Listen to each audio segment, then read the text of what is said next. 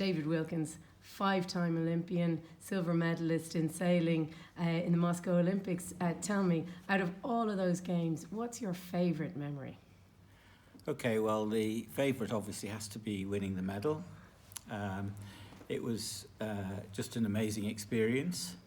But, you know, over the whole thing, the biggest memory that I have is competing in all those, meeting so many different people from different countries, and friendships that you build up and you carry through your whole life. I still keep in touch with a lot of people that I've met back in 1972 and 1980 and so on. And one of my best friends, closest friends, is Derek Jago, who crewed with me in the 1976 Olympics, and Peter Kennedy, who sailed with me in 2 Olympics in 1988 and 1992. So friendships is, for me, one of the embracing memories I have, and people that you can talk to for your whole life. Well, that's one of the strongest kind of principles of the Olympic Games, all right, and one of the values. You know, talking like 5 Olympic Games, that's a lot of games, and we have athletes now who are on their qualification journey who will hopefully make Tokyo, some for the first time, some for second or third time. What kind of, with all that experience, what kind of tips would you give to people who are on that journey now? Nowadays is very different from what it was like when I was doing it. I mean, in the sort of 70s and 80s, it was very much, you know, what you did yourself. There wasn't a huge amount of support behind you, and so on. So it was a kind of more difficult then to do things. You had to work as well to pay for this, whereas now a lot of the athletes are full-time professional, and thanks to the lottery, that has enabled, you know, people to be able to do that. So nowadays, people are probably fitter than we were. They probably were, doing nothing but their sport.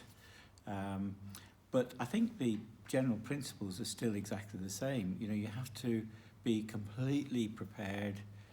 You have to leave no stone unturned to try and find that edge of performance. And, you know, different sports are very different. I mean, trying to find the edge of performance in sailing is very different from trying to find the edge of performance for an athlete, a runner, for example. I mean, one of the issues with sailing is that, of course, you have so many variables that you're not necessarily in control of, like the weather conditions, the waves, the currents, and so on, that can completely knock you for 6. And I would say I've lost 2. You know, we should have got 2 more medals than we did, but you know, elements just came and knocked us out.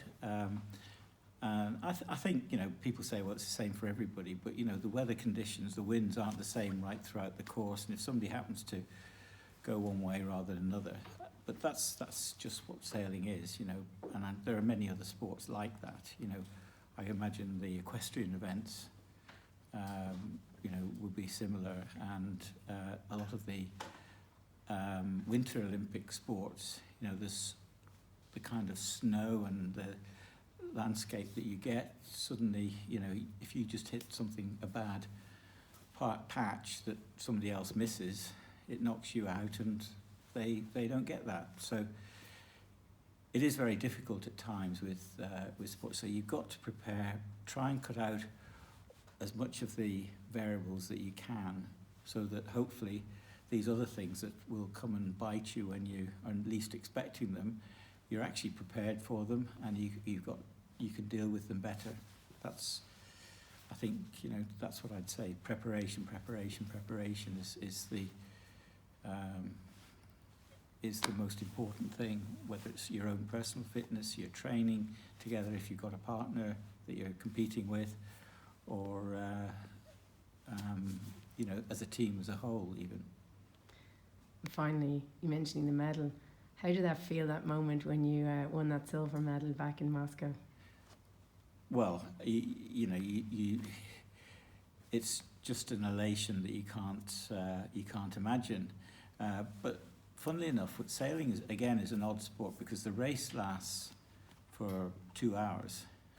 In those days, they lasted 2 hours, and halfway through the race, you knew the positions of the boats that were the only ones that were likely to take the medal away from you, where you got them so well covered that it was extremely unlikely. So, you know, there's a kind of a bit of an inevitability about it coming up to the finish line. But boy, when you cross the line and you know you've really done it, you know, you just want to just leap out of the boat and, you know, go and swim and say, you know, put your arms around somebody and enjoy it, enjoy the moment. It's incredible. Thank you for sharing all those memories.